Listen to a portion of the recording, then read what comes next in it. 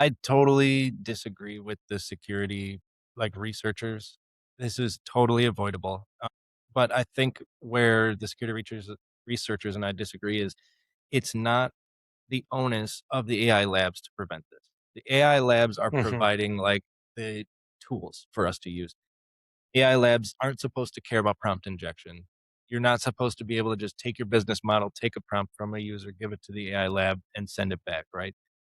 You're supposed to, like you said, like last episode, we're entering the age of harnesses, right? And it's very, very easily avoidable. I don't care what your product is. I can 100% build a version of your model or your product that is prompt injection immune very easily. I'm not going to tell you how in this video right now, but I've done it and I will do it again.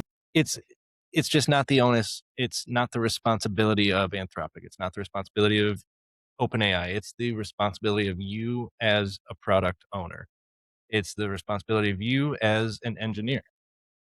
And it's like there's this story that I've heard a million times, especially around prompting, right? And it's about the band Van Halen.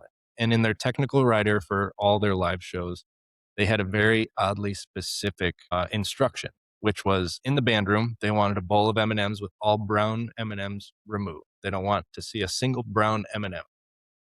And it seemed like it That was sounds just like racist. it does sound a little racist. But I mean, regardless of the color of the M&M, the reason that the one of the band members said they did that for wasn't because they wanted to be difficult. It was because, like, at their shows, they had a lot of highly technical equipment. They had, like, a lot of fire equipment, like sparklers, like all types of crazy stuff where if it's set up wrong, people could get very badly injured. And the reason they had the bowl of M&Ms with no brown M&Ms inside it was so they could easily walk into their room. If they see a brown M&M, they say, "Hey, we're going to call off the show because obviously you guys didn't read the instructions correctly." Right? And you got to kind of put that same mentality into your product when you're using AI.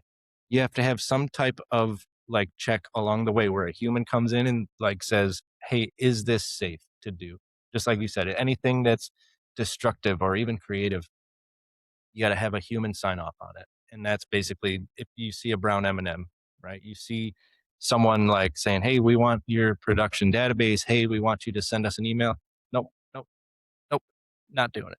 So whatever that check is, you have to determine for yourself and for your own business, for your own product. For Van Halen, it was a brown M&M. But like, The, yeah, you the, can't just give your everything to an agent. You gotta build the harness. You got to give it like very small tasks, and you have to sign off on everything. it's literally the harness.